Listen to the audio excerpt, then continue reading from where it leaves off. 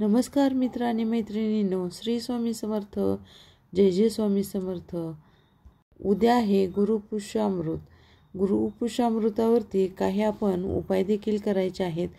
हा गुरुपुष्यामृतावरती कोणते उपाय केल्याने आपल्याला कोणत्या गोष्टीमध्ये यश प्राप्त होणार आहे, या व्हिडिओमध्ये आपण संपूर्ण माहिती जाणून घेणार आहोत. असा एक उपाय आहे की मुलांच्या प्रगतीसाठी, अभ्यास करत नसतील, व्यवसायासाठी, नोकरीसाठी हा उपाय करणे खूप अत्यंत आवश्यक आहे. असे छोटे छोटे उपाय केल्याने आपल्या घरामधील काही नकारात्मक शक्ती असतील तर दूर होतात आणि सकारात्मक गोष्टी घडायला सुरुवात होत असतात.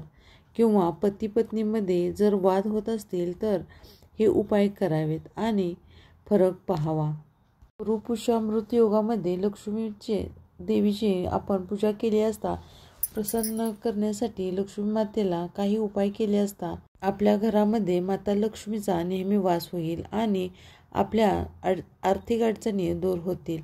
चला तर पाहूया कोणते उपाय आहेत किंवा कोणत्या काळापासून म्हणजेच कोणत्या वेळेपासून आपण हे उपाय करायचे आहेत. या व्हिडिओमध्ये आपण संपूर्ण माहिती पाहणार आहोत. उद्या गुरुपुष्यामृत आहे. उद्या गुरुवार आहे. या शुभ नक्षत्रावरती आपण काही उपाय करायचे आहेत. गुरुपुष्यामृत योग तयार होत आहे. यंदा हा योग पितृ पक्षामध्ये तयार झालेला आहे. 26 सप्टेंबरला गुरुपुष्यामृत योग तयार झाला असल्यामुळे याला विशेष असं महत्त्व आहे. तसेच या योगामध्ये काही गोष्टी चुकून करायच्या नाहीत, अन्यथा काही संकटांचा सामना आपल्याला करावा लागू शकतो. तर जाणून घेऊया सविस्तर माहिती. गुरुपुष्यामृताला अमृत योग असे देखील म्हटले जाते. गुरुवारी पुष्य नक्षत्र आहे. या शुभ योगावरती गुरुपुष्यामृत योग तयार होत आहे. यंदा हा योग पितृपक्षामध्ये तयार झालेला आहे. म्हणजेच उद्या 26 सप्टेंबर रोजी गुरुपुष्यामृत योग आहे. जेव्हा पुष्य नक्षत्र गुरुवार येते तेव्हा त्याला गुरुपुष्यामृत योग असे म्हणतात.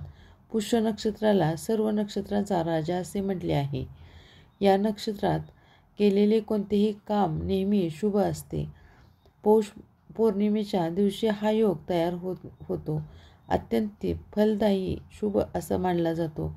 या दिवशी काही खास उपाय केल्याने आपल्यावरती महालक्ष्मी देवीचा प्रसन्न होऊन आपल्यावरती कृपा देखील राहते आणि जीवनामध्ये सुख समृद्धी निर्माण होते.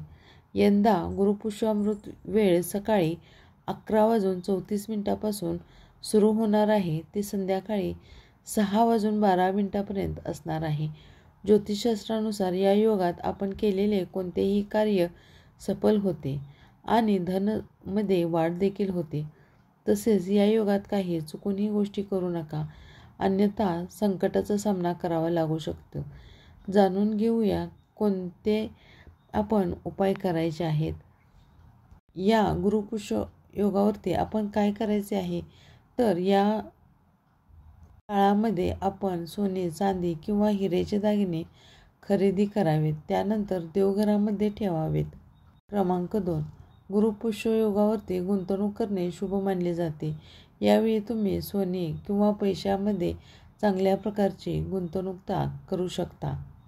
याशिवाय या दिवशी आपण नवीन वाहन देखील खरेदी करू शकतो किंवा या कालावधीमध्ये नवीन घराचे बांधकाम सुरू करायचे असेल, पायाभरणी करायची असेल तर या काळामध्ये आपण करू शकतो. तुमच्या व्यवसायामध्ये बरकत यावी असे वाटत असेल तर या दिवशी आपण माता लक्ष्मीची पूजा करायची आहे. त्यांच्यासमोर आपण हळद, हरभरा डाळ आणि 5 कवड्यांचे पूजन करायचे आहे. आपल्या घरामध्ये फोटो, मूर्ती असेल तर त्यांना सुशोभित करून हार अर्पण करायचा आहे. नंतर पंचामृतचा नैवेद्य दाखवायचा आहे. एखादी मिठाई देखील प्रसादामध्ये तुम्ही दाखवू शकता. तुमच्या व्यवसाय चालत नसेल त्या संबंधित काही या दिवशी आपण हा उपाय करणे खूप महत्त्वाचे आहे. तुमचे जर काही पैसे बाहेर अडकले असतील ते परत मिळतील. आणि या दिवशी लक्ष्मीचे पूजन करून आपण लक्ष्मीचे स्तोत्र पठण करायचे आहे आणि लक्ष्मी मातेचा मंत्र देखील म्हणायचा आहे. आणि या दिवशी विष्णू भगवानांची देखील आपल्याला पूजा करायची आहे, कारण विष्णू प्रसन्न झाले तर लक्ष्मी आपोआप आपल्यावरती प्रसन्न होते. म्हणून विष्णुदेवांची देखील या दिवशी आपण पूजा करायची आहे. जर आपल्याला स्तोत्र म्हणता येत नसेल किंवा पुस्तक नसेल तर आपण फोनमध्ये लक्ष्मी स्तोत्र ऐकू शकता आणि ही पूजा आपण सायंकाळी केली तर अतिउत्तम आहे. आपल्यावरती लक्ष्मी मातेची कृपा राहील आणि धनसंपत्तीमध्ये वाढ देखील होईल. आणि सर्वात महत्त्वाची गोष्ट म्हणजे आपण या दिवशी या काळामध्ये गाईला गूळ खायला घालायचा आहे. गाईला गुळाचा घास दिल्याने शुभ मानले जाते. तसेच या काळामध्ये या दिवशी चांदीची चौरस खरेदी करून पूजा करावी. असे केल्याने आर्थिक संकटे देखील दूर होतात. कुटुंबातील प्रत्येक सदस्याची चांगली प्रगती होते. मुलाबाळामध्ये चांगली उन्नती होते. यासाठी आपण हे छोटे छोटे उपाय नक्कीच करावेत. मित्रांनो, हा व्हिडिओ तुम्हाला कसा वाटला कमेंटमध्ये नक्कीच सांगा आणि कमेंटमध्ये श्री स्वामी समर्थ लिहायला अजिबात विसरू नका.